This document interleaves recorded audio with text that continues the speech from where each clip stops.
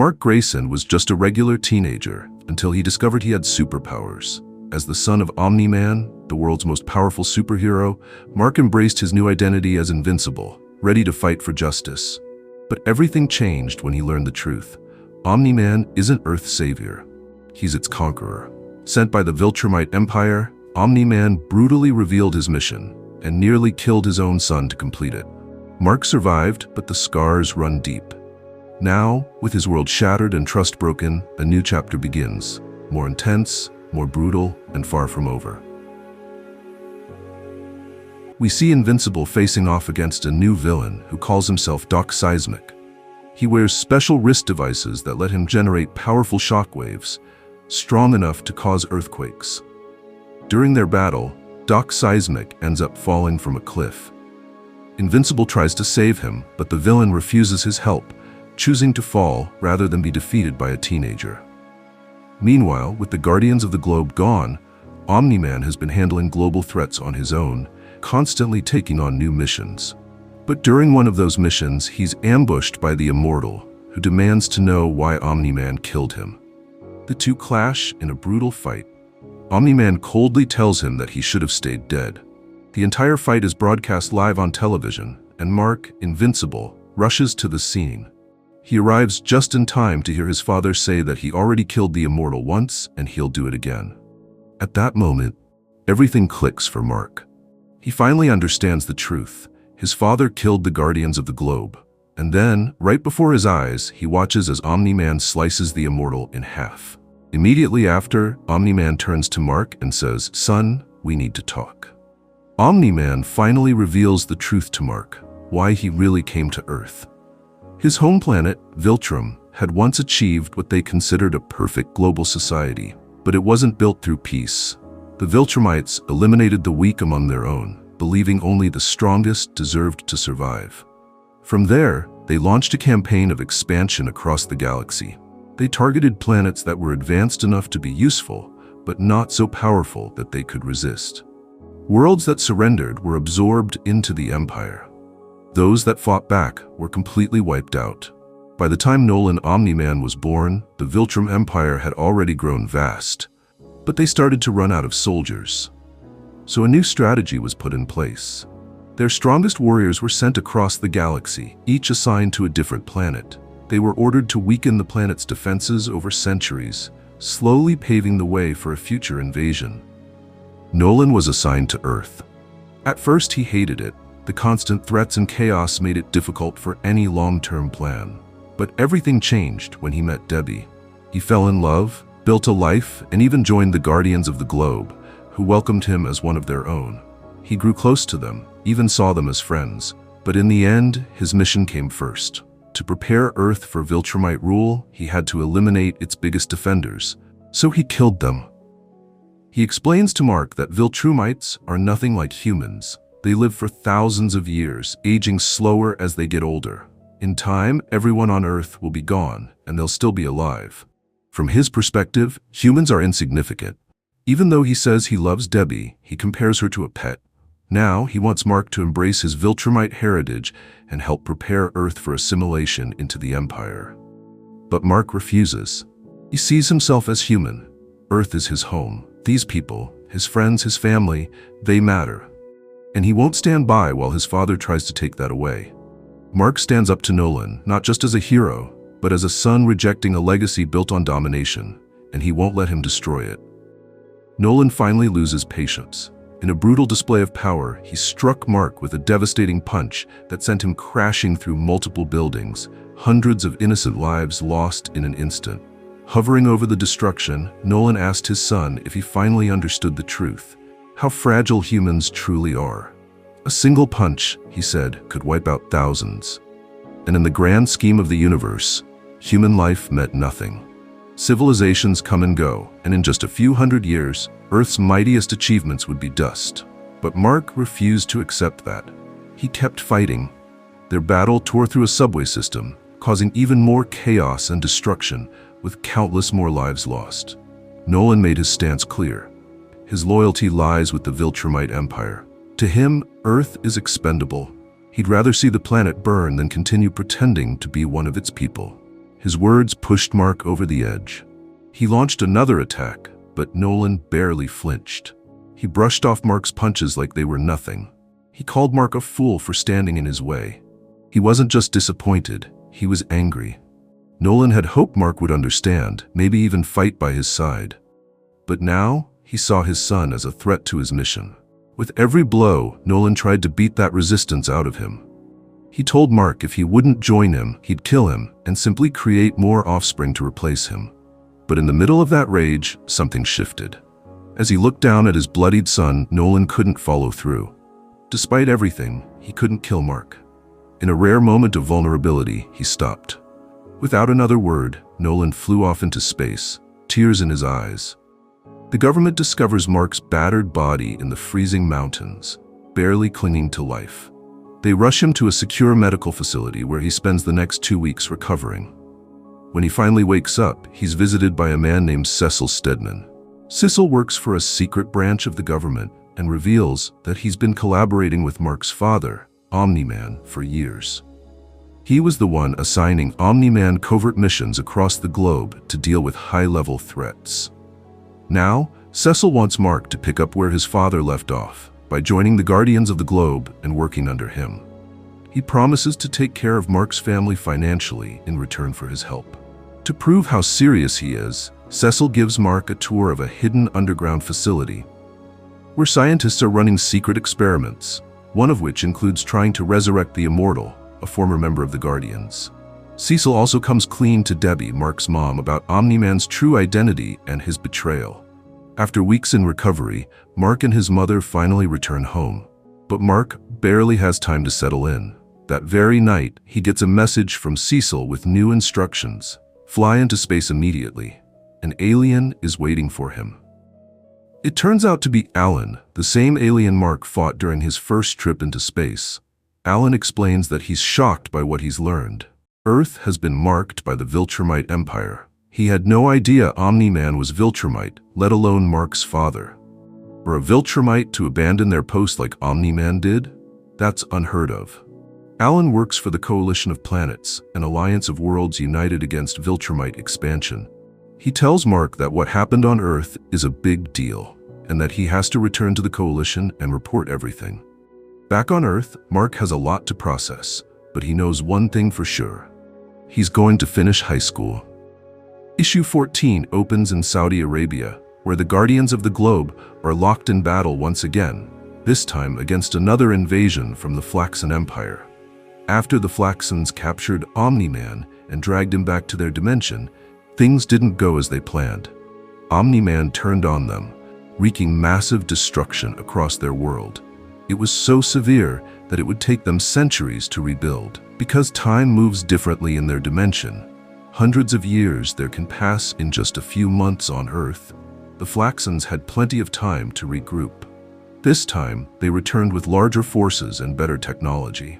They even wore special devices on their wrists that slowed their aging on Earth, giving them a serious edge in battle. But Robot figured out their secret. Once he realized the wrist devices were the key, he started targeting them.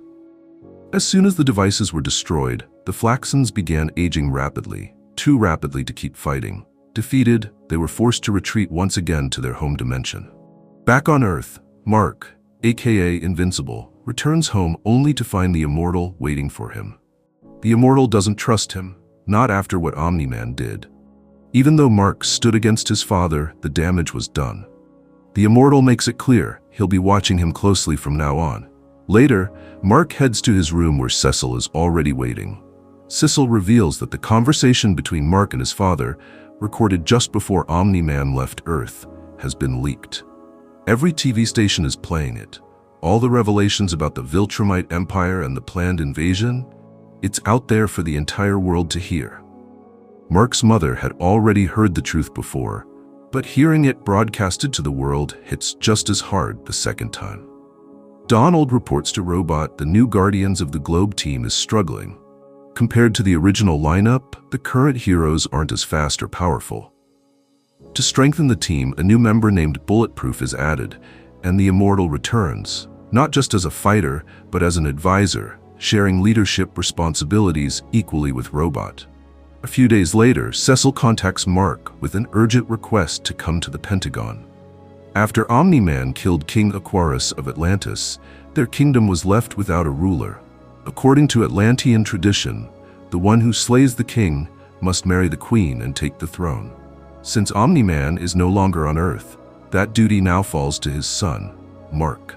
The Atlanteans arrive and escort Invincible to their underwater city, while Cecil assures him that the government's legal team is looking into a way out of this unexpected marriage. Once in Atlantis, Mark meets Queen Aquaria. Her loyal servant, Lethan, informs him that the wedding is scheduled for today, and he needs to prepare for the ceremony. Mark quickly contacts Cecil again, urging him to hurry up with a solution. But while stuck in this awkward position, Mark notices something important. Lethan is clearly in love with the queen. Using that knowledge, Mark strikes a deal. According to Atlantean law, anyone who wishes to marry the queen must first prove their bravery by slaying a monstrous sea creature. And then, as part of the tradition, consummate the marriage publicly in the great arena of Atlantis.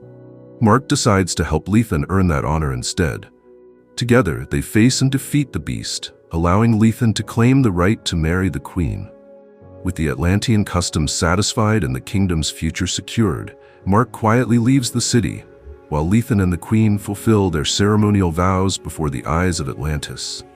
The story opens in an alternate dimension, one where Invincible and his father, Omni-Man, have already conquered the planet. Together, they're preparing for the coming Viltrumite invasion. Meanwhile, a man named Angstrom Levy is seen fleeing through a city in ruins. He's part of the resistance and rushes to meet Robot and the Immortal, hoping he wasn't followed.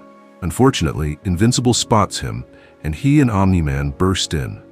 They eliminate both Robot and the Immortal without hesitation. Just before Invincible can kill Angstrom, a portal opens up, and another version of Angstrom from the main Earth dimension appears and pulls him into the wall, saving him at the last second. Back on the main Earth, chaos erupts as an alien race launches a massive invasion. Earth's heroes do everything they can to fight back, but the invaders are too many, and the destruction spreads quickly. The tide suddenly turns when the alien fleet unexpectedly retreats. No reason is given, and no one knows why. Adam Eve even sees someone flying at incredible speed, but they can't identify who it was. Despite the alien's sudden departure, the damage is done. Cities are in ruins, and even Mark's high school is shut down for repairs. At the Pentagon, Cecil is furious over how the Guardians handled the invasion. He holds Robot responsible and fires him from leadership, assigning the Immortal to take command instead. However, Robot is still allowed to stay on the team as a regular member. Meanwhile, the demon detective arrives at the Pentagon, demanding a meeting with Cecil. He says he's finally discovered who murdered the original Guardians of the Globe. But Cecil's assistant brushes him off, saying everyone already knows it was Omni-Man, and sarcastically asks if he's watched the news lately. Elsewhere, Angstrom Levy brings his alternate self, the one he saved from the other dimension, to a hidden location by the docks. He promises to explain everything once they're inside. When they enter the warehouse, the truth is revealed. Dozens, maybe hundreds, of Angstrom variants from across the multiverse are already gathered there, each one from a different dimension, all part of a bigger plan. Mark tries to settle back into a normal life. He goes on a quiet date with Amber while the city continues to recover from the recent alien invasion. At the end of the night, Mark invites her up to his room just to talk. But when they arrive, they find his mom passed out on the couch, clearly having had too much to drink. So instead, the two of them sit out on the porch, spending the evening talking and sharing a quiet moment together. Elsewhere, Angstrom Levy uses his dimensional travel powers to break into a high-security prison. He finds the Mauler twins, who were still recovering after being taken down by the Immortal, and offers them a chance to escape. Without hesitation, they agree. Levy takes the twins into another dimension and explains his plan. Of all the variants across the multiverse, he's the only one who can move freely between dimensions. He wants to build a machine, something that can absorb the knowledge of every version of himself and store it all in his own brain. He needs the Mauler twins' help to make it happen. The twins agree and begin working on the design. Back on Earth, Cecil contacts Mark and sends him to Manhattan, where a dangerous villain is causing chaos. A local team of heroes, known as the Capes, is already on the scene. They usually operate on a strict 9-to-5 schedule, so they're overwhelmed. Mark teams up with a hero named Bolt and helps neutralize the threat by flying the villain into space and leaving him unconscious in orbit, where he can't hurt anyone. The Capes are thankful for Mark's help, and Mark himself is just glad he could do something good, especially after everything that's happened recently. Meanwhile, school finally wraps up. Graduation day arrives, and students gather to celebrate. As the ceremony ends, Mark tosses his graduation cap, just a little too hard, and sends it soaring way out of sight, a small moment of levity in the middle of a world still recovering. Mark has been working around the clock for the government, taking on mission after mission wherever Cecil sends him. This time, his assignment is off-world. After the recent alien invasion, the government has made space exploration a top priority. A new shuttle is set to travel to Mars, and Invincible is tasked with accompanying the crew to make sure nothing goes wrong. Mars is known to be inhabited by Martians, but they mostly stay underground and typically don't interfere with surface activities. When the astronauts land, Mark stays hidden to avoid drawing attention. But things quickly spiral out of control. Martian forces capture the astronauts and bring them deep into their underground city. Mark sneaks in after them, but ends up getting ambushed by strange squid-like creatures. They try to latch onto him, but his Viltrumite physiology makes him immune. The Martian guards eventually intervene and take Mark to their leader, the Monarch Prime. The Monarch explains that these parasitic squid creatures arrived centuries ago after their mothership malfunctioned and crash-landed on the Martian surface. The squids are part of a hive mind. They share one consciousness across all their hosts. Without hosts, though, they're weak and easily controlled, making them ideal as a slave race. However, when they bond with a host, they become extremely dangerous. Because the Martians fear the parasites spreading to Earth, the Monarch wants to eliminate the astronauts as a precaution. Mark refuses to let that happen. He launches a rescue mission, fights his way through the Martian facility, and manages to get the astronauts back to the shuttle. The group escapes Mars and heads back to Earth. But the mission isn't a total success. One of the astronauts didn't make it out clean. Unbeknownst to the others, a parasite has attached itself to him, and it's coming back to Earth with them. After the mission to Mars, one of the astronauts who returned wasn't who he seemed. A Martian had secretly taken his place and returned to Earth, setting up a mystery that's sure to unfold later. Meanwhile, Mark is sent out on another mission, this time involving someone he's met before, Titan, a street-level criminal with rock-hard skin. Titan reaches out to Invincible, claiming he needs help. He says he's being forced to work for Machine Head, the most powerful crime boss in the country. Machine Head controls everything, illegal drugs, organized hits, all of it, and the authorities haven't been able to touch him. Mark decides to help. Together, he and Titan launch an assault on Machine Head's office. But it turns out the crime boss was ready. Machine Head had hired an elite team of mercenaries to protect him. Brutal, high-powered villains like Battle Beast, Magmaniac, Tether Tyrant, Furnace, Komodo Dragon, and others. The fight quickly spirals out of control. Mark and Titan are overwhelmed. Battle Beast in particular proves to be far beyond anything Mark has faced. In just a few blows, he beats Invincible to a pulp, knocking him out cold. Fortunately, the Guardians of the Globe arrive just in time. Black Samson and Bulletproof step up to take on Battle Beast, but even they can't stop him. Battle Beast crushes them both, leaving them in critical condition. Disappointed by the lack of a worthy challenge, he leaves Earth altogether, calling the battle a waste of time. With the villains gone and Machine Head finally arrested, things seem to settle down. But then Titan returns. He steps into Machine Head's office, sits at the desk, and makes one thing clear. He's not just a pawn anymore. Titan is now the new kingpin of the criminal underworld. This issue kicks off in Mark's room right after a visit from Adam Eve. She opens up to him, saying she's done being a superhero. With her power to manipulate matter and create almost anything, she wants to focus on helping people in a different way, one that doesn't involve constantly fighting bad guys. She's heading to Africa, where she believes she can make a real difference, but promises to stay in touch once she's settled. Meanwhile, the Mahler twins update Angstrom Levy.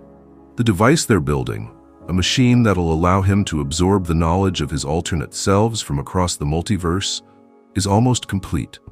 It'll be ready by next week. Back in Mark's world, high school is officially behind him.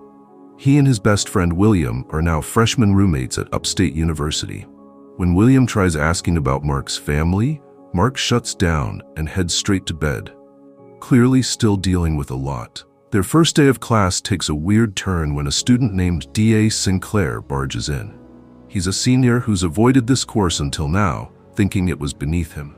He's arrogant, disruptive, and instantly rubs everyone the wrong way, but he needs this credit to graduate. Later, Amber visits Mark and the two take a walk around campus.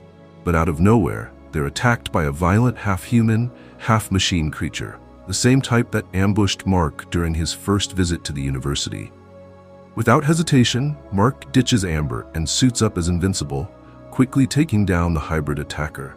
But when he gets back, Amber is furious. She feels abandoned and wants nothing to do with him. It's eventually revealed that these hybrid robots are being created by none other than D.A. Sinclair. He's been conducting twisted experiments, trying to bring the dead back as cybernetic soldiers. But the results have been unstable. Most of the hybrids are mindless and suicidal. Now he's looking to test on living subjects. Sissel sends Invincible on his next mission, this time to Midnight City, a place trapped in eternal darkness. The city was cursed when a magician known as the Midnight Magician cast a powerful spell, plunging everything into never-ending night. The government wants the area reclaimed, so Mark is sent in to investigate. While exploring the city, Invincible encounters Nightboy, the former assistant to a hero named Darkwing. But something's off. Nightboy has lost his grip on reality and has been hunting down any survivors still trapped in the city. Before Mark can stop him, Nightboy pulls him into the Shadowverse, a pitch-black dimension where light doesn't exist and no one has ever escaped. But Mark refuses to back down. He grabs Nightboy's hand and tells him he's not letting go unless they leave together. Pressured and overwhelmed, Nightboy eventually gives in, and the two of them escape the dark dimension. Back in the real world, Mark turns Nightboy over to the authorities. He's immediately arrested and taken into custody at the Pentagon. Meanwhile, Robot is seen entering a hidden chamber. He kneels and opens his suit in front of someone he's been secretly working for, a mysterious, disfigured figure who's confined to a massive containment tank. The figure tells Robot it's time to begin the next phase of their plan. Following the chaos at the university with the hybrid attack, Amber refuses to speak with Mark. Wanting to clear the air, Mark shows up at her room uninvited, hoping to finally tell her the truth about who he is. Amber is stunned to find him there. But before Mark can explain, Cecil contacts him with an urgent mission. Mark promises Amber he'll return and tell her everything, then leaps out the window and flies off. Meanwhile, the Mahler twins report to Angstrom Levy. The machine they've been building is nearly complete. By tomorrow, all the knowledge and experiences from his multiverse counterparts will be transferred directly into his mind. With that, Angstrom will be able to explore alternate realities freely, without the danger of accidentally landing in one too hostile to survive. Back at the university, D.A. Sinclair, the rogue student scientist, continues pushing the boundaries of science. He's no longer working with corpses. This time, he kidnaps a living student, using him as a test subject for his next hybrid experiment, fusing man and machine in a terrifying new form. Mark returns to Amber's apartment and finally comes clean. He reveals that he's invincible and explains the real reason he's been so distant. He's been out saving the world, battling villains, and trying to keep people safe. He even tells her about his father and everything that's happened. Amber is relieved to finally know the truth. The two share a quiet moment, finally reconnecting now that the secrets are gone. While things settle on Earth, we shift to deep space, where Alan the alien is on his way back to Telescria, the capital of the Coalition of Planets. During his journey, Alan reflects on his past, how his homeworld, Unopa, was attacked by the brutal Vrus Empire, forcing his people into exile. The survivors were eventually welcomed into the coalition and placed in controlled breeding camps to preserve their species. Alan was born in one of those camps as part of a genetic experiment to produce stronger warriors. Though powerful, Alan was still no match for a Viltrumite and barely survived his only direct encounter with one. His mission ever since has been to travel the galaxy in search of beings strong enough to stand against the Viltrumite Empire. When he arrives, Alan updates the Coalition Council. Omni-Man has deserted his post on Earth, making him a traitor to the Empire and a potential ally. More importantly, his son refused to join the Viltrumites, further hinting at a possible defection.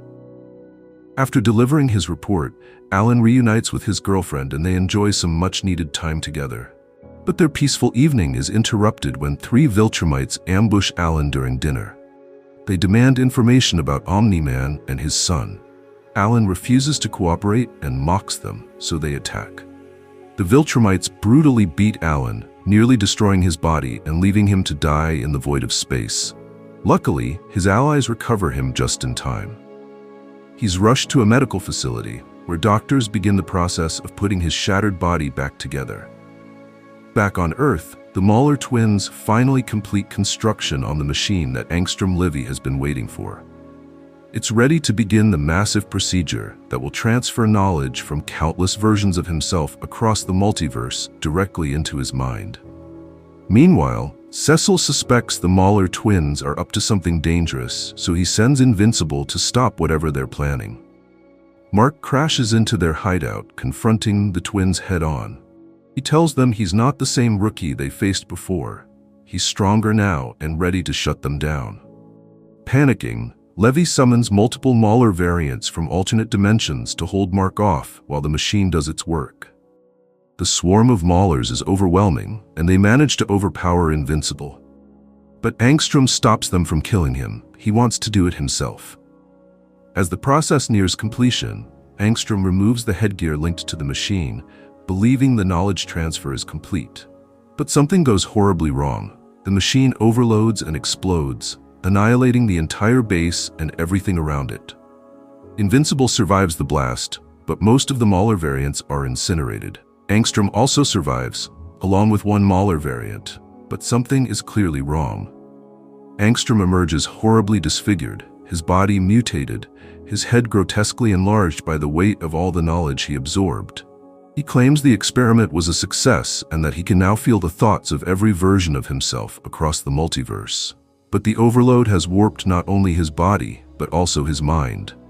Consumed by rage, Angstrom disappears into another dimension, vowing that he'll return, and when he does, he'll make Invincible pay. The issue kicks off with Rexplode battling a massive squid-like mutant. Just as things heat up, Invincible arrives to lend a hand. He throws a powerful punch at the creature, but Rex insists he can handle it on his own. Charging up a computer monitor with energy, he hurls it straight at the beast, killing it instantly. Pleased with how he handled the fight solo, Rex heads back to base to find Duplicate. But when he gets there, he walks in on something unexpected. Duplicate is in the basement, cheating on him with the Immortal. It's a painful mirror of Rex's own actions from earlier in the series, when he betrayed Adam Eve. Meanwhile, Mark stops by his mom's house. He finds her casually eating a sandwich, so he makes one for himself. But before they can even settle in, there's a knock at the door. When Debbie answers it, she's stunned to see a half-man, half-dog figure standing there. He calls himself Science Dog. Mark doesn't buy it for a second. To him, Science Dog is just a comic book character. He attacks the figure immediately, demanding answers. But the mysterious visitor calms him down by addressing him by his real name, proving he knows Invincible's true identity. Science Dog explains that he's actually an alien from another world. His home planet is under siege by a hostile alien race, and he's come seeking Mark's help to stop the invasion. Despite Cecil warning him not to leave Earth, Mark agrees to go. The journey takes 6 long, uneventful days. Mark is bored out of his mind, but when they finally arrive, he's taken to meet the planet's leader. And the surprise? That leader is none other than Omni-Man, Mark's father. Mark embraces his father, tears welling up as he admits he's still hurt, but also deeply missed him. Omni-Man, now going by Nolan, explains how he ended up on this distant planet after abandoning Earth. Because he deserted his post as a Viltrumite agent, returning home, or to Earth, is no longer an option. The people of this planet are incredibly fragile, living only around 9 months. Their leader is always the oldest among them, and with Nolan being centuries old, he quickly rose to power. He tells Mark that he's no longer the man he once was. He's turned his back on the violent Viltrumite way of life and started fresh here. He even fell in love with one of the natives, a woman named Andressa, and built a new life alongside her. For Viltrumites, it's common to move on and take multiple partners across their long lives. And to show Mark how serious he is about this new path, Nolan introduces him to his new son, Mark's half-brother. Meanwhile, back on Earth, a powerful new threat emerges. A villain known as Omnipotus the World Shaper launches an all-out assault on the planet. In response, Cecil scrambles to gather every available hero from across the country to stop him. Omnipotus is no ordinary villain. He has the terrifying ability to reshape reality itself. His goal? To drain the Earth of its life force and use it to fully restore his own power. The odds are steep, but united, Earth's heroes manage to hold their ground. Among them is Black Samson, who had previously been put into a coma by Battle Beast. Now, he's back and stronger than ever. With his powers fully restored, Black Samson plays a crucial role in pushing Omnipotus back into his own dimension, saving the planet from complete annihilation. Meanwhile, far from Earth, Mark is still on the alien planet with his father, Nolan. Nolan reveals that the baby is half Viltrumite and half alien. Because of this unique mix, the child will grow up faster than a Viltrumite, but still slower than the local aliens. In just a few months, he'll already be a teenager. Nolan also shares some bad news. The Viltrumite Empire knows he's been hiding on this planet. Agents are already on their way, and they won't show mercy. Nolan asks Mark to stay and help defend their new home. Not long after, the Viltrumites arrive. Mark quickly leads Andressa and the baby to a series of hidden caves.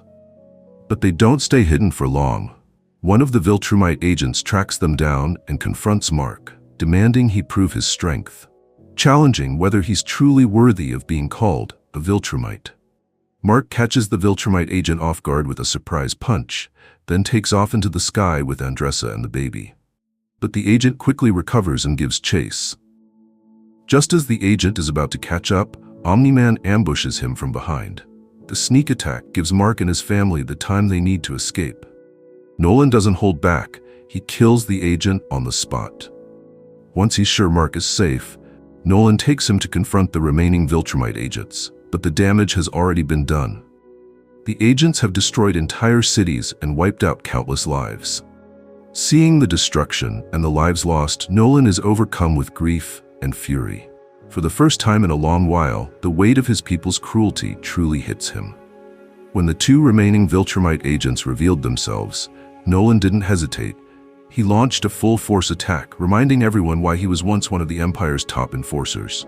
His speed and strength were unmatched. But Mark wasn't on the same level. Compared to the seasoned Viltrumites, he couldn't keep up. He struggled to hold his own, unable to provide much help as the brutal fight unfolded. The battle between the four Viltrumites was intense. Mark took a serious beating and was barely staying conscious. Despite being outnumbered, Nolan fought with everything he had to protect his son. In a final burst of strength, he managed to destroy two of the agents, completely tearing their bodies apart. But the third one was still standing. Severely injured but not down, the last agent managed to ambush Nolan from behind, while literally holding his own organs in his hands. Even in that state, he was dangerous. The agent called in reinforcements. When they arrived, they captured Nolan and took him into custody. Surprisingly, instead of killing Mark, they healed his wounds. One of the Viltrumites explained that Mark had earned their respect. He was recognized as a worthy Viltrumite and would be allowed to live, but under strict conditions. He was given 100 years to return to Earth and prepare it for eventual conquest. If he failed, he'd be executed the moment they returned. After recovering from his injuries, Mark stays behind to help the alien civilization rebuild their destroyed cities. He does everything he can to make up for the damage the Viltrumites caused. But before he leaves, Andressa has one final request. She asks Mark to take her son, his half-brother, back to Earth. She knows she doesn't have much time left, and when she's gone, the boy will be completely alone. She wants him to have a future, and she believes Earth is the best chance for that. Mark agrees. He returns home with his half-brother after being away for over a month. When he arrives, his mom, Debbie, is relieved to see him safe. She tells him how worried she's been, but Mark doesn't go into detail about his time with his father. He clearly isn't ready to talk about it. Instead, he reveals something unexpected: the child he's brought with him. Nolan's other son. Debbie is stunned. She had no idea Nolan had remarried or fathered another child. But despite the surprise, she agrees to help raise the boy, accepting him into the family without hesitation. At Mark's home, where his mom, Debbie, is looking after Oliver, Mark's newly introduced half-brother. At first, she was stunned to learn that Nolan had remarried and had another child. But as she spends time with Oliver, she starts warming up to him. She even admits he's kind of adorable and decides to raise him as her own. Meanwhile, elsewhere, Robot, whose real name is Rudy Connors, is on a mission. He seeks out the Mauler twins to hire their expertise. Rudy, although one of the most brilliant minds on Earth, was born with a severely disfigured body and has to live inside a special fluid tank just to stay alive. But he has a plan. He wants the twins to help him transfer his consciousness into a new clone body he's created. Rudy isn't short on resources either. He's managed to build up a massive fortune and is willing to pay whatever it takes to get the job done. Later, Mark pays a visit to his girlfriend Amber at her dorm. He asks if she'd like to go on a quick trip with him to Africa. She's swamped with studying for an upcoming test, but the chance to fly across the world for free? Too tempting to pass up. Turns out, Adam Eve recently moved to Africa and started a new life after stepping away from the Guardians of the Globe. With her incredible powers, Adam Eve can manipulate matter on an atomic level, allowing her to create just about anything. Instead of focusing on fighting villains, she's chosen to use her abilities to help those in need. She even built her own home from the ground up. Mark spends the morning with her, talking not only about his father, Omni-Man, but also opening up about the guilt he feels. Constantly leaving Amber behind to deal with his superhero responsibilities is taking a toll on him. Then, Mark gets a strange phone call. Someone says his mother wants to talk to him, but something about the voice feels off. Instantly, Mark senses danger. Without wasting a second, he leaves Eve and Amber behind, flying home at top speed, calling out for his mom the moment he lands. Inside, his worst fear becomes real. His mother and little brother, Oliver, have been taken hostage by none other than Angstrom Levy, the man who can jump between dimensions. Angstrom Levy blames Invincible for the disfigurement he suffered during the explosion of his multiverse machine. The truth is, the accident happened when Levy himself interrupted the process during a fight between Mark and the Mauler twins. But in his mind, it was all Mark's fault. Now he's out for revenge. He plans to torture Mark and kill his entire family. Before Mark can strike back, Angstrom sends him to a completely different dimension, one where dinosaurs never went extinct. And these dinosaurs can talk. Unfortunately, they're not friendly, and Mark is forced to fight for his life. But just as suddenly, Angstrom pulls him back, only to taunt him more, talking about how much he'll enjoy murdering Mark's loved ones. Then, he sends him away again, this time to another alternate world. Mark ends up jumping from one bizarre universe to another. He meets characters like Dr. Octopus and even Spider-Man. Then he's dropped into a zombie apocalypse, and eventually finds himself in Gotham City face to face with Batman. The transitions are relentless. Angstrom is using the multiverse like a weapon, turning it into a nightmare maze. Eventually, Levy opens another portal to search for Mark, but this time, Mark catches him off guard. He tackles Angstrom and grabs him by the throat. They begin tumbling through dimensions mid-fight, falling through one universe after another, until finally they land in a desolate, barren wasteland. Still spewing threats, Angstrom taunts Mark about killing his mother and baby brother. But that's the breaking point. Mark snaps. He unleashes his full rage, pummeling Levy without holding back. Blow after blow, Mark loses control completely, until Angstrom is silent. When Mark finally stops, he realizes something terrifying. Angstrom is dead. He didn't mean to kill him. But in the end, Levy wasn't nearly as strong as he made himself out to be. Mark finds himself stranded in a strange dimension with no clear way home. Just when things seem hopeless, a group suddenly appears. It's the Guardians of the Globe, but from the future. They explain that time travel technology was invented 15 years from now, and using it, they tracked his location across dimensions and came back to rescue him. Before sending him home, an alternate version of Adam Eve confesses her feelings for him. She urges Mark to open up to the Eve in his own timeline once he's back. Mark returns to his dimension and heads straight to the Pentagon, where his mom and baby brother are safe and receiving medical care. Relieved, he finally reunites with his family. Meanwhile, the Mauler twins successfully complete the mind transfer for Rudy, moving his consciousness from his deformed body into a young, healthy clone. But Rudy has other plans. While he's grateful for their help, he knows the Maulers are dangerous criminals. Rudy, now operating under the identity of Robot, calls in a massive mech suit and takes the twins into custody. Despite his genius intellect, Rudy wants to use his talents for good and officially joins the Guardians of the Globe, aiming to make a real difference. Eventually, Cecil introduces Rudy, now in his new clone body, to the rest of the Guardians of the Globe. It's revealed that Rudy had always been the one remotely controlling the robot everyone thought was the real team member. Later, Rudy has a conversation with Monster Girl. He tells her that he has feelings for her, which is why he chose to create a younger clone version of himself, rather than an adult body. He even asks her out. Monster Girl admits that she doesn't have many friends and agrees to spend time with him outside of work. Although she appears young, Monster Girl is actually 29 years old. But every time she transforms into her monster form, her human body becomes physically younger, making social relationships complicated. Meanwhile, Mark stops by to visit Art, the tailor. He's curious about the books his father Nolan told him to read before he was captured by the Viltrumites. Mark wants to know if there's more to them. Art brings out a collection of unpublished books written by Nolan, and together they realize these aren't just made-up stories. They're real encounters Nolan had across the galaxy. Mark learns about powerful beings and dangerous threats. A cosmic rider wielding a weapon capable of killing Viltrumites, and terrifying alien creatures called the Ragnar, beasts with claws and teeth sharp enough to rip through Viltrumite flesh. It becomes clear Nolan was leaving behind more than just stories. He was passing down knowledge that might one day help Mark defeat the Viltrumite Empire.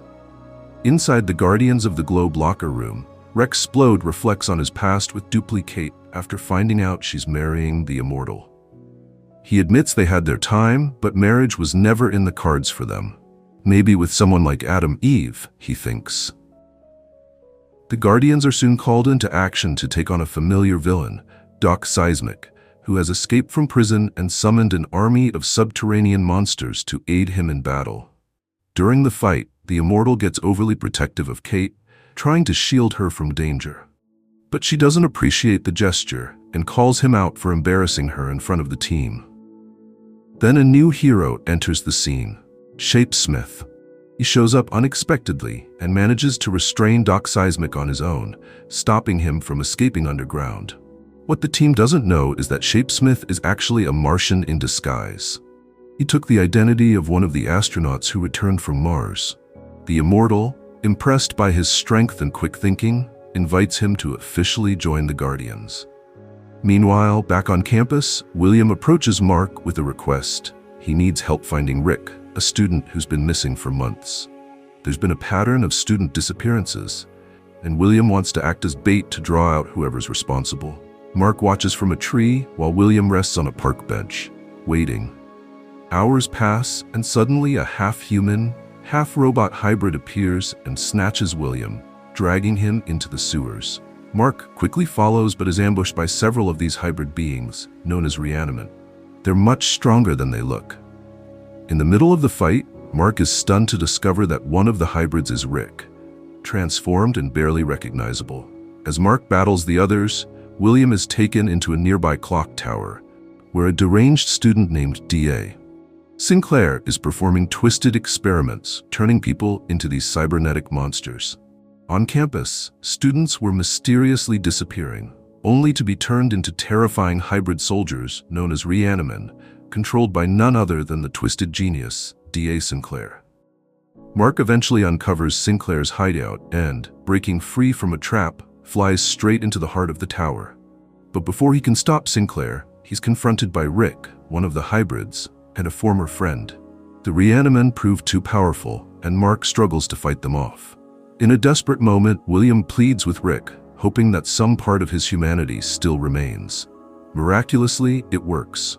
Rick hesitates, his old self fighting through the programming, and he turns on the other hybrids, buying Mark the time he needs to rescue William. Sinclair tries to make a run for it, fleeing with all his research. But Mark catches up, stops him cold, and breaks his jaw in the process. Just before things go too far, Cecil steps in and orders Mark not to kill him. Meanwhile, cleanup crews arrive to take the rescued students to the infirmary. After everything settles down, Mark heads to visit his girlfriend, only to find another guy in her bedroom. She insists it's just a classmate and they were studying, but something feels off, and Mark can't shake the suspicion that there's more going on. While doctors work tirelessly to try and reverse Rick's transformation, Cecil pays a visit to Sinclair in his prison cell. Instead of punishment, Cecil offers him a deal: work for the government and continue developing his hybrid soldier tech, this time under supervision, in exchange for limited freedom. Meanwhile, on Thalaskria, the capital of the Coalition of Planets, Alan the alien is recovering after barely surviving a brutal encounter with Viltrumite agents. During his recovery, he's visited by the Coalition's leader, who shares some surprising news. Alan's body has undergone a remarkable transformation. Since the attack, his strength has increased dramatically, approaching Viltrumite levels. This insight comes from personal experience, as the Coalition leader reveals that he himself is a former Viltrumite who chose to abandon the Empire. Back on Earth, Mark pays a visit to Adam Eve, who's still working on humanitarian efforts in Africa. His relationship with Amber is weighing on his mind. Mark opens up about how unfair it is for her to be involved with someone who disappears constantly to fight supervillains, then returns weeks or months later like nothing happened. He recalls what a future version of Eve once told him, something that's been on his mind ever since.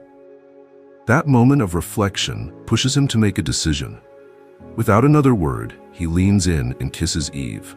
Mark is still trying to make sense of his feelings after kissing Eve, but before they can talk more, they're interrupted by an urgent call from Cecil. Everyone is summoned to the Guardians of the Globe's secret base. There's an emergency. A massive spaceship is approaching Earth, and it's coming from Mars. That's when Shapesmith finally reveals the truth. He's not who they think he is. He confesses that he's actually a Martian who escaped his home planet by switching places with an Earth astronaut. He couldn't stand living on Mars anymore, but by doing this, he may have doomed his people. The Martian civilization has long been at war with the Sequids, a race of parasitic aliens that operate through a hive mind.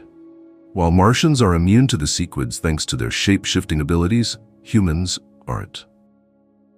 The astronaut left behind on Mars became an easy host, and now the Sequids have likely taken over.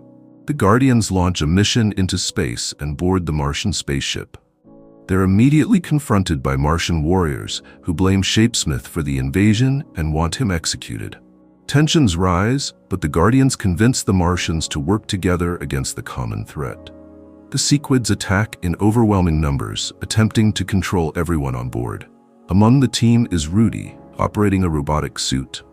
He analyzes the Sequids' behavior and discovers they all communicate through a single shared frequency. He manages to jam the signal, disrupting their control over the human hosts and causing them to collapse. With the threat temporarily neutralized, the Guardians rescue the original astronaut and prepare to leave. But the Martians still want to punish Shapesmith for what they see as an act of betrayal. Mark refuses to let them harm him, and the team escapes, returning safely to Earth. Meanwhile, back on Earth, another crisis unfolds. The Lizard League, a deadly villain group, takes control of a missile silo in Wyoming. They plan to blackmail the US government by threatening to launch nuclear missiles unless they're paid off. With most of the Guardians off-world, a backup team is deployed, including Rexplode, Shrinking Ray, and Duplicate. The mission quickly turns into a bloodbath. The team puts up a fight, but one by one, they're taken out. Only Rex survives the assault. In a desperate move, he shoves an explosive device into one of the villains' mouths, losing his hand in the process. Even after that, the Lizard League's leader is still standing and shoots Rex in the head. But Rex doesn't go down. Barely clinging to life, he manages to land one final devastating punch that knocks the villain out cold. Mark returns to Earth and heads straight to campus, hoping to reconnect with Amber. But when he arrives at her dorm, he sees Gary, a classmate, walking out of her room. Seeing this makes Mark reflect on everything. He knows he's been distant, constantly pulled away by his responsibilities as a superhero. He saved the world more times than he can count, but it's come at the cost of his personal life. Deep down, he still cares about Amber, but he also realizes that being with her might not be fair to either of them. They talk honestly and both come to the same conclusion: staying together just isn't working. They share one last quiet moment together. No fighting, no drama, just understanding. Then they part ways for good. Later, Mark visits Rexplode in the hospital, still recovering from the brutal battle with the Lizard League. Mark expresses guilt for missing the entire mission, but Rex doesn't hold back his feelings either. While the world celebrated Invincible for stopping an alien invasion, Rex nearly died in Wyoming, and no one outside a small circle will ever know what he went through. Meanwhile, far from all the emotional fallout on Earth, something far more sinister is brewing. After months of being stranded on Mars, the missing astronaut finally returns home. But something's off. He's not the same. As it turns out, several sequids, those parasitic, mind-controlling aliens, survived and have taken over his body. Now, through him, they set their sights on a new target, Earth. Their plan? Global domination. On the moon, where the government has just finished building a new space station, Mark, now operating as Invincible, is sent there to provide security and make sure nothing goes wrong. While on duty, one of the astronauts voices his distrust toward Mark. Understandable, given that Mark's father, Omni-Man, nearly destroyed the planet. But another astronaut, who had been rescued by Mark during the Mars mission, quickly defends him. She reminds everyone that without Mark, she wouldn't even be alive. Back on Earth, Cecil contacts Mark with a new threat. A massive villain is tearing through the city, demanding to be made president. Mark prepares to engage, but before he can get involved, the Guardians of the Globe arrive and quickly take control of the situation. With the matter handled, Mark heads home. At home, his mom updates him on Oliver, his half-brother, who's been growing at an accelerated rate thanks to his Thraxan DNA. Mark explains to Oliver that he's probably still too young to develop any powers, but they spend some time together, bonding over a game of baseball. That's when Oliver suddenly leaps into the air and flies, effortlessly catching the ball mid-flight. Mark is shocked. His little brother's powers have arrived, and clearly, they've just begun to surface. Mark's mom is just as surprised as he is about how quickly Oliver is developing superpowers. She's proud, but still lays down the rules. No flying inside the house. Meanwhile, at the Guardians of the Globe's base in Utah, Immortal is grieving the loss of his partner, Duplicate. Her death hit him harder than he expected, and he confesses to Cecil that he's never felt this kind of pain before. Their conversation is cut short when a mysterious object rapidly approaches Earth. Immortal races into space to confront it, and ends up face-to-face with Alan the alien, who's returned to speak with Mark. Not recognizing him at first, Immortal assumes Alan is a threat and launches an attack. Alan, now much stronger after his near-death recovery, easily withstands the assault and mocks Immortal's strength. But before things escalate, Invincible arrives and diffuses the situation. After a quick introduction, Mark and Alan head back to Earth to talk in private. During their conversation, Mark tells Alan he's been studying the books his father left behind, trying to learn anything that could help fight the Viltrumites. He also brings up Oliver, his half-brother, who's already developing powers of his own. Back at the Guardians' base, Immortal, still overwhelmed by grief, tells Cecil he's stepping away from the team. He needs time to process everything and is taking an indefinite leave of absence. Later that day, Adam Eve shows up at Mark's place. She's heard about his breakup with Amber and cuts straight to the point, asking if this means the two of them are officially a thing now. Samantha opens up to Mark, admitting that she's always had feelings for him. But when they first met, she was with Rex, and by the time things changed, Mark was already in a relationship with Amber. She never had the chance to say anything. Now, with both of them single, the timing feels right, but Mark hesitates, unsure of what he really wants. Frustrated by his uncertainty, Eve decides to walk away. The next morning, Mark has a heart-to-heart with his mom, Debbie. She mentions that she's been seeing someone new at work, a man named Paul. But before she can say more, a Viltrumite woman suddenly appears, threatening Debbie's life unless Mark follows her immediately. Her name is Anissa, and she's been sent to evaluate Mark's progress. She tries to convince him that the Viltrumite Empire isn't just about domination and destruction. According to her, they offer stability, advanced technology, and prosperity in exchange for cooperation and resources. She claims that under Viltrumite rule, civilizations can thrive for centuries. To prove her point, she helps Mark take down a massive monster that was threatening a city, saving countless lives in the process.